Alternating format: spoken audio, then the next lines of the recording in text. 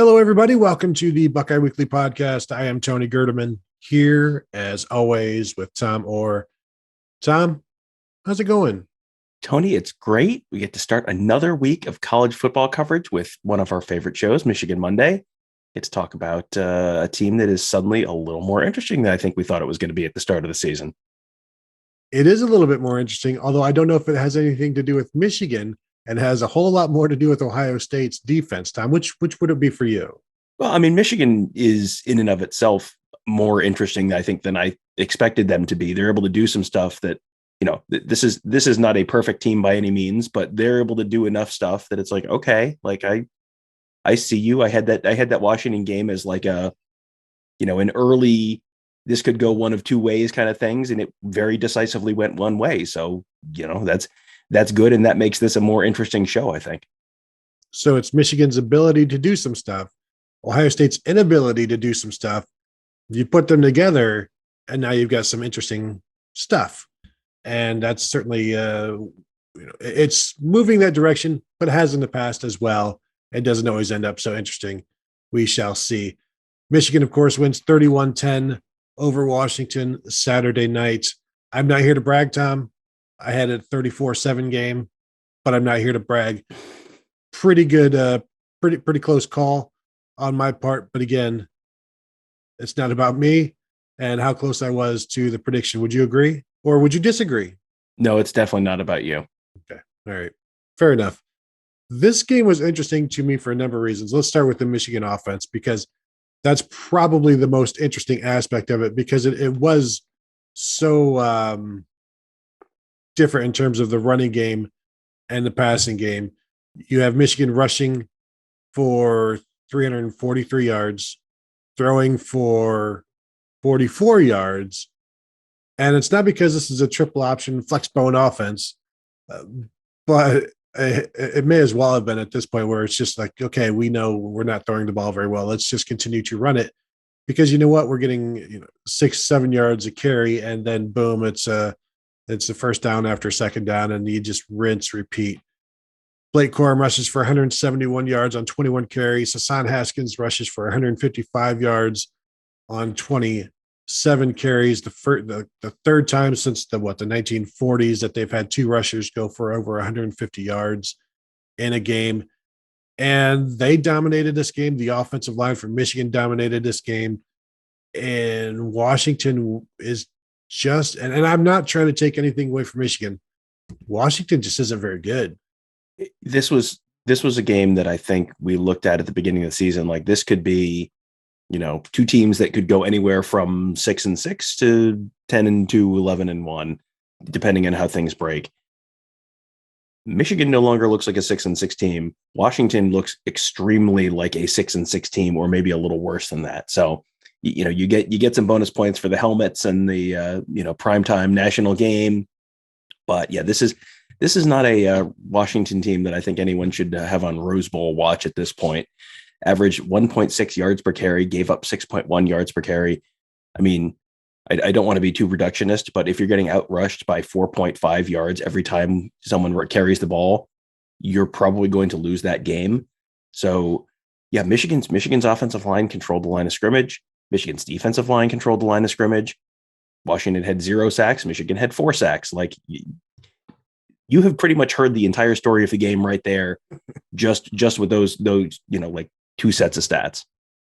The 17 of Michigan's 20 first downs came via the run, and it was just it was emphatic. It was impressive. We have continued to see the blossoming of Blake Corum. And it's not like Hassan Haskins is taking a step back. He's second fiddle because he's definitely not. Like I said, 27 carries, 5.7 yards per carry, no yards lost. I think again, I don't know that he lost a yard last week. Blake Corum only loses 1 yard on a run, and this is something that he had issues with last year. It's something that Michigan's offensive line has gotten much, much better at. And the thing about it is because they couldn't throw the ball and because they were up, Washington knew Michigan was going to run the ball, and they could still do nothing about it. And you see Michigan out there with 3 linebackers or 3 tight ends, 1 receiver that comes up on the edge and also helps to block. And You've got a fullback or whatever in there, and just this is what we're going to do.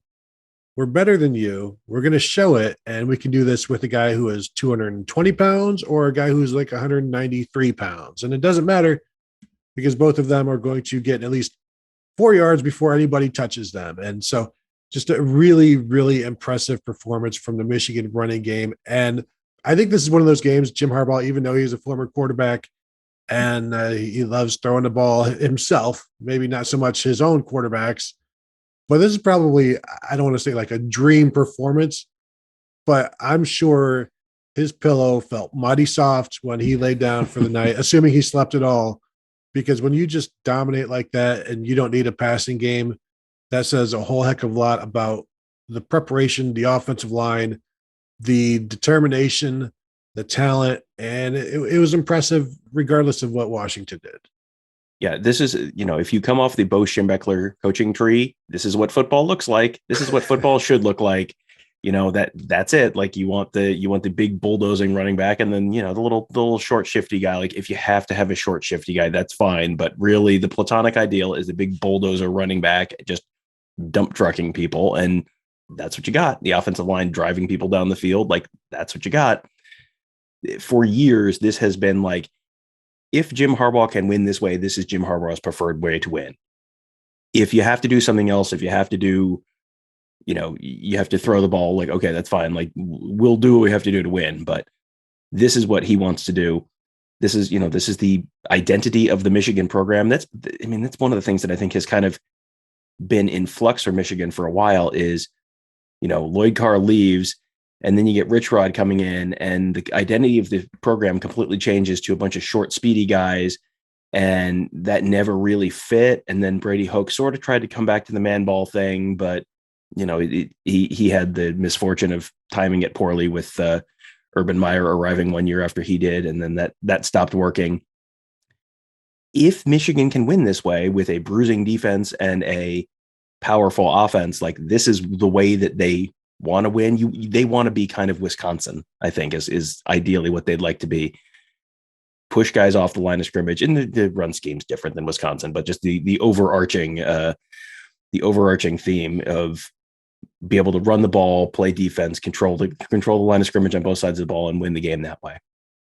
One of the things I like about Michigan's running game, to borrow your Wisconsin thing, is they're incorporating the jet sweep action, be it a fake or be it a handoff. What I don't like is when they run to the same side as the jet sweep, kind of defeats the purpose of the misdirection.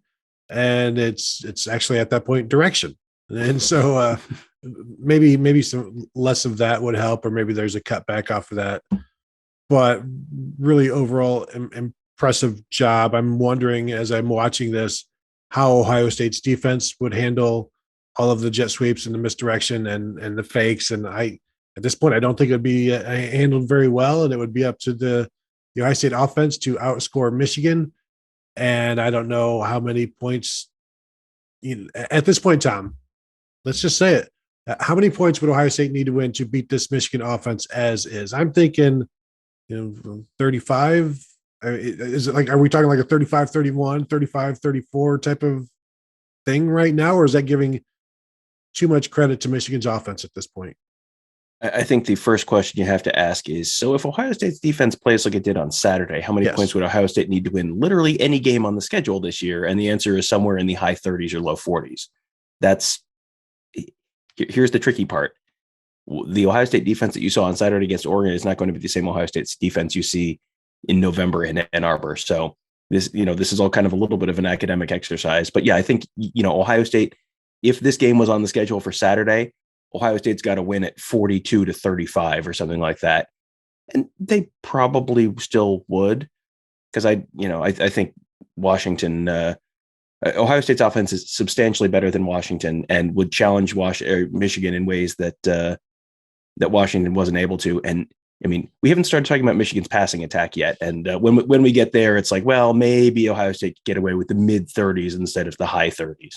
Yeah, well, and the similarities in offense, maybe to Minnesota, Ohio State gave up 31 points to the Gophers in week 1. But yes, let's now move to the passing game, where Ohio State fans can now begin listening. And if we could just signal them, okay, now go ahead and unmute your podcasts, and you can listen to us talk about the Michigan passing game. Cade McNamara, 7 of 15 for 44 yards with a long of 33 yards, Tom, which means his other 6 completions went for a total of, let me do the math, 11 yards. And there was some, at one point, Michigan had 30 yards passing with a long of 33 yards, which gives you an idea of how some of the other passes went. They do a lot of short passes. When I write up the Michigan Monday, I'm going to chart to see exactly how many passes went how far. Like, I'm going to look at all of the passes, see how far down the field they went. Because in the past, when I've done that, it's been because there are very few passes going down the field, and they're all going within 5 yards, or most of them are going within 5 yards. And that tells me that there's not a lot of confidence in that quarterback, or perhaps not a lot of confidence in the receivers. I wonder how much this is a response to losing Ronnie Bell. I think sure some of it, but also Cade McNamara he got rushed a little bit, or maybe he felt some rush. He didn't get sacked, but he looked hurried at times. Maybe that's his own thing. Wasn't obviously accurate and was quick with his throws at times, and just really, did not look like you want your starting quarterback to look in week 2. He seems to have regressed. And at some point, I think we talked in the preseason, like at some point, where would be the good time to make the quarterback change? And I think it may have been the Northern Illinois Rutgers time before the trip to Wisconsin. And I don't think that's going to happen here, but it's certainly something to watch. Now, I think this is an opportunity where, yes, Jim Harbaugh is loving the running game. They're averaging 335 yards rushing a game. You've got Northern Illinois. You need to build up that confidence in the quarterback and the passing game a little bit in that game, because Rutgers was no joke last year for Michigan, and I don't think you can treat them as a joke this year, even though the game is in Ann Arbor. Like, I think you need to continue to you have to improve that passing game, because right now you're going to run up to somebody who is going to force you to throw the ball and just put 8 in the box and be confident that they're going to be able to defend all of the quick screens and anything that goes downfield. And if they give up one, that's fine. They don't expect to give up many. You can't be super predictable in college football. That's just not, unless you're playing a really terrible opponent, if you're really predictable, they will ultimately figure out a way to control you and stop you. Michigan, I mean, I think the Ronnie Bell thing, there's something to that, because you look at the targets, and 5 of the targets were to Blake Corum. He caught 3 passes for 11 yards. There's 1 back shoulder throw to Cornelius Johnson for 33 yards. End of list. There was one pass to AJ Henning, 1 target to AJ Henning for 1 yard. He had 3 yards after the catch there. They had 44 yards of receptions and 29 yards after the catch. Like, the ball is just not in the air very long there. And, Hassan Haskins, 1 catch, 0 yards, 2 yards after the catch. Mike Sanderstel, 2 targets, 1 catch, -1 yards, 2 yards after the catch. I mean, and just Roman Wilson, 1 target, no catches. Eric All, 1 target, no catches. I know you like to run the ball, but I mean, this is going to contradict something I always say, which is, if you're doing something and it works, don't stop doing it, idiot. Like, just keep doing the thing that works until they stop it. At some point, though, they're going to have to be able to throw the ball. They're going to have wide receivers who can get open, who can catch the ball. You're going to have to trust your quarterback to throw it downfield. I know, I mean, we anticipated before the season that there would come a point, like in the 2008 Ohio State season, where they had lost big to USC, and it was like, okay, now the national championship hopes are over. So now you push Todd Beckman to the side and you bring in Terrell Pryor and start, building for the future. I don't think you can do that till you lose, though. If they keep winning, I think you have to keep Cade McNamara in there. I don't think you can bring JJ McCarthy in. And JJ McCarthy didn't come in and throw a pass on Saturday night. Donovan Edwards ran the ball once for 4 yards. Like, this feels like they have going what they want to have going. They're going to keep that going until it stops working, and then they'll figure something else out. I don't think they're ready to kind of take that step off the cliff and move to the true freshman starting quarterback just yet. If, at this point, like, they need wins. Yes, they need to beat Ohio State, but they just need wins. If he wins 9 games this year and they lose to Ohio State, you're probably coaching again next year. You can't punt this season. And, unless you were going to lose a couple games early, I don't know that you're going to see that quarterback switch. Yeah, not only are they not going to step off the cliff, they're not going to step off the gas. And okay, now it's time to get McCarthy in there and see what we can do. Now it's time to get Donovan Edwards in there. Like, this is a 14-point game in the early in the fourth quarter, and then midway through the fourth quarter as well. So it's not like, okay, this game is over. I think we've seen enough Michigan and enough college football to know that a 2-score game in the fourth quarter is not the time you start to put the backups in. And yeah, they wanted to get him in there if they had a chance, but we saw all year last year Ohio State wanted to get backups in, but couldn't because the defense was an issue, and you just don't want to take any of those chances. And so Michigan starting the season 2-0 is the best case scenario for them, and kind of like what Ryan Day said before the season. After these first 2 weeks, then we'll come up for air and see where we are. Michigan can now come up for air a little bit and realize, okay, this needs to get better. This is doing as well as it's ever been. This could be, we can tweak this, we can do this, and go from there. And you're 2-0, so things are good. Defensively, Tom, Aiden Hutchinson is playing his best football ever. He looks fantastic. He looks fast, strong. At one point, Washington was double teaming him and nobody got a hand on him. On one play, he was I think he's playing the right end, and he had a pass rush move where he spun left and ended up being blocked by 4 of the 5 Washington offensive linemen. Like he was just speed dating with each of them before he got past the left guard to go for the quarterback. I thought he could have played better last year. I thought he was a little overrated the year before that. And then when his dad starts talking about, yes, you should mention him in the same breath as the Bosa's because he's like them. He's not.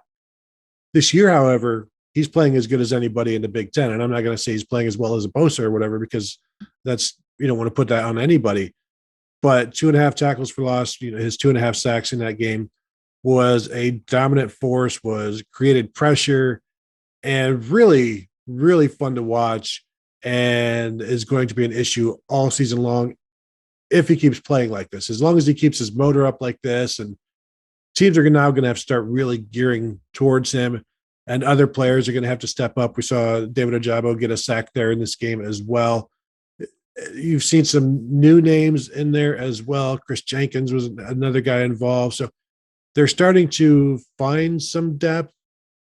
But again, this is a Washington offensive line that I believe ran for 50 yards against Montana, ran for another 50 yards in this game. So credit to Michigan, but also this Washington team right now is just really questionable. But Aiden Hutchinson, a dominating force. They had 65 yards against Montana. So yes, but yeah, Aiden Hutchinson is finally looking like you sort of were hearing like he was going to look like, and you kind of get these practice reports. Oh, he's great, he's amazing, and then it kind of was like it never quite happened. And they've had a couple guys like that over the years. You were just perpetually waiting for Rashawn Gary to turn into an absolute sack monster, and it never really happened. If he can keep going, keep him healthy, keep him on the field. Yeah, that is a real difference maker for the Michigan defense, because you look at Ohio State's defense. Ohio State has not had that guy this year. Ohio State has not had the guy who can get consistent pressure, get to the quarterback. That makes a big difference. You create one negative play that completely throws the drive off schedule. And when you're struggling to pass, like Washington has at times this year, that's a real big problem. So, yeah, Aiden Hutchinson, I think, is, right now, if you did the all Big Ten teams right now, he's one of the first team all defensive linemen for sure. First team all conference defensive lineman. I wonder about the pass defense. It was. I don't know how much to put on it, because you had Dylan Morris was 20 for 37 for 293 yards, 1 touchdown. Against Montana, he was 27 to 46 for 226 yards, no touchdowns, and 3 interceptions. Like, this is not a great passing attack. This is not a passing attack that really can threaten you down the field that much. It's not a great accurate quarterback, and they still move the ball against Michigan. but Michigan was ahead by enough that you're going to give up some yards. You're going to, so I don't know quite how much weight to put on that and how much of a concern to really think that is. Because we entered the season thinking the Michigan defensive backfield, it was like a problem and an unresolved problem. I don't know quite how much to continue to think that, or to sort of hand wave some of the, some of the yardage away as a result of, they're up and they're kind of letting Washington move down the field a little bit. I don't know that I feel like Michigan has solved the problems, but I don't know if I feel like the problems are still absolutely problems either. Yeah, exactly. Like, how much of this is just confirmation bias with regard to, of course the cornerbacks gave us some plays. That's what they do. We see it done every week. How much of that is just keep stuff in front of you? But it's certainly none of it is, wow, they really shut down the Washington pass game, because they didn't. And this is a guy, Dylan Morris, was under pressure, was still making some decent throws. Some of the longer throws were perfect with decent coverage, and some nice catches were made. The lone touchdown that Michigan gave up was by, and I don't want to say by, Rod Moore, freshman defensive back, but that's who was in coverage on the pass play. Rod Moore, true freshman. Bill Green, very high on him. Bill Green, a Buckeye Scoop insider, thinks he's I was looking back on a message board posts about him, and he said he's Ohio State good. But of course, as a true freshman, playing in a bunched set right there, it's not unusual for that guy to get beat. It's not unusual for a veteran to get beaten. It was a good play by Washington at that point. But there were some open guys. You saw some catching and some running in space. And I think the only thing that would come out of this thinking is other teams will be able to pass on them as well. But you better block Aiden Hutchinson if you're going to try to do it, and maybe max protect and see what happens there, because I think you can attack this pass defense with just three guys out there, and because they're not going to be double covering everybody, and you attack the guy who's in single coverage and hope for the best, because we still haven't seen Vincent Gray, Jamon Green really elevate themselves at this point. And I'm Brad Hawkins forced to fumble for the first time in his career in this game, which he's been a 3-year starter. You would hope, like, forcing something, create some plays back there, and that's really never been his game. And until I start seeing more from him, I just always assume, like, when Ohio State needs to, they will be able to. And again, this the entire exercise of Michigan Monday is how it applies to Ohio State. And I'm not seeing anything right now from the Michigan pass defense other than Aiden Hutchinson that makes me think they can control Ohio State's passing game. And with Washington's inability to run, I don't even know how much I'm seeing from Michigan's run defense to think that they can handle Ohio State's running game. So I don't know how far we've actually come in terms of Michigan. Ohio State is in trouble because Ohio State still has a fantastic offense that we'll see how well it matches up, how well Michigan's defense matches up with them. I think there are still some concerns here, some flaws here. But, Tom, the last time I checked, only one of these two teams held a Pac-12 team to 10 points this week, and it wasn't Ohio State. That is true. And only one of these two teams is undefeated right now, which is also not Ohio State. But I look at this right now, and you look at, if this game was played next week, it seems like Michigan would be able to run the ball pretty consistently against Ohio State. It seems like Ohio State would be able to throw the ball pretty consistently against Michigan, because, yes, Aiden Hutchinson is really good, but he's one guy, and Ohio State's pass blocking and pass pro was actually pretty good against Oregon, and they gave up 2 sacks, and they're both in the last 5 minutes of the game. So the vast majority of the game, CJ Stroud's back there. It wasn't like Ohio State was relatively one-dimensional. CJ Stroud's back in the pocket the whole game. He's not just throwing quick, get the ball out quick kind of throws. He's throwing downfield a bunch. He was not really pressured a whole heck of a lot. So, I think you would probably still bet on the Ohio State pass protection to be able to keep CJ Stroud relatively clean for most of the day. I think, if that game was being played next weekend, I think my strongest take would be bet the over, because I think that the two teams, Ohio State would obviously love to be able to run the ball more. And I think I'm grading Michigan's run defense as an incomplete right now, because if you can't run the ball against Montana, I don't know what it means if you can't run the ball against Michigan. That doesn't really tell me anything. but I think Ohio State will be able to throw the ball against Michigan. I think Michigan will be able to run the ball against Ohio State, but there's a lot, there's a lot that's going to change between now and the time the game rolls around. So that may that may all change again in a week or two.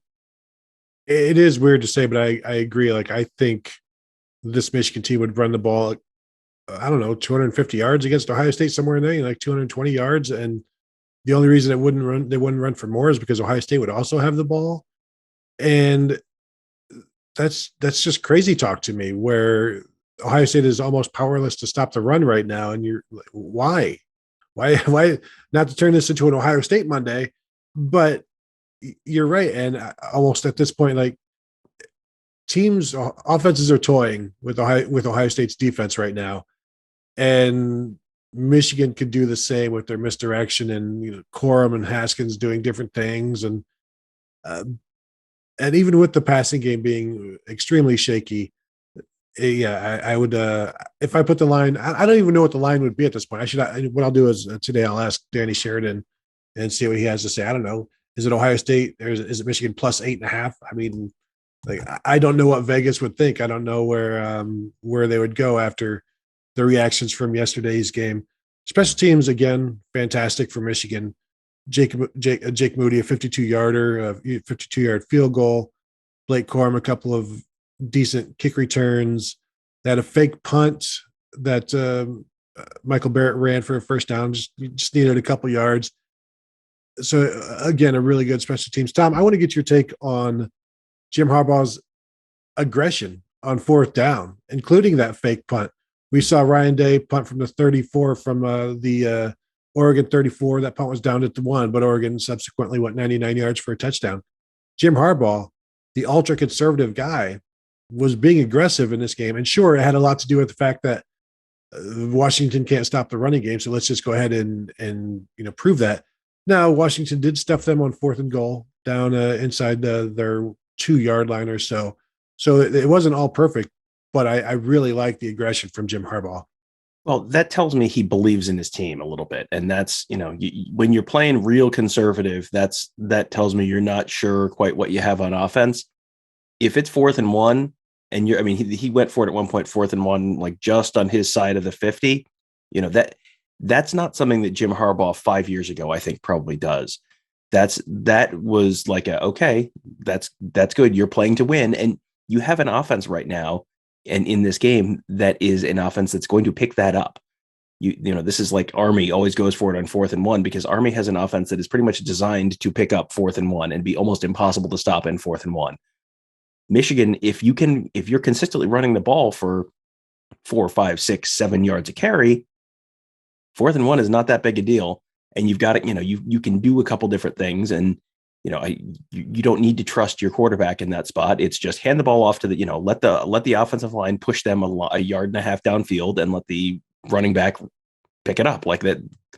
It doesn't have to be much more complicated than that, and it certainly wasn't for Michigan last night. So, yeah, that was interesting to me, because he's sort of going back to what I think his initial thoughts on what the Michigan offense should be were, but he's also modernizing in certain ways as well, which is like, okay, that's, you're not completely, you're not a complete Luddite. Like that's good. That is a good thing for Michigan, that he is growing and changing his scheme or his views of football in some ways, which, some might say long overdue. Some may say. I also wanted to mention Josh Ross, linebacker. It was really good again. 11 tackles, 3 quarterback hurries. They use him well on those blitzes. One of those blitzes, I think, chased the quarterback right into Aiden Hutchinson. So doing pretty well there, Mike McDonald, the new defensive coordinator, pulling the right chords and calling the right plays. Tom, anything else that struck you from this game before we get out of here? No, I think that was I think we've covered most of it. I mean, this is turning into a much more interesting segment than I thought it might be at the beginning of the season. There was a possibility that Michigan lost. If Washington was a better Washington, and this game, Michigan loses this game, then there's a whole separate timeline where then it's like, okay, when do they put JJ McCarthy in, and then how many games does the true freshman starting quarterback cost you? And does this spiral a little bit? Now it's like, okay, you've sort of avoided the worst case scenario already. You got Rutgers in a couple weeks. Then let's see what happens when they go to Wisconsin, and then they go to Nebraska. I mean, there's some danger ahead. I still don't think I'm picking Michigan to win the Big Ten this year, but it's like, okay, this is now a more interesting Michigan team than I thought it would be at the beginning of the season. Well, yeah, you can't pick Michigan to win the Big Ten right now as long as they're in the same conference as Iowa. It is a little sad that we probably aren't going to get the. Are they even going to let Jim Harbaugh back on the plane to go home? That conversation, because it looks like with things going so well, nothing could possibly go wrong at this point. But we shall see. That's the fun of the college football season. So that will do it for this edition of the Michigan Monday edition of the Buckeye Weekly Podcast. We want to thank you guys for tuning in. We do appreciate that. You can all find all of our stuff at buckeyescoop.com. You can become a member and find even more stuff, or you can follow us on YouTube at youtube.com/buckeyescoop for all kinds of videos and podcasts and interviews and highlights and all sorts of good stuff. So check that out. Subscribe there, and you'll be notified whenever we drop something. And that will do it. So thank you guys for watching. Thank you for listening, and we will talk to you later.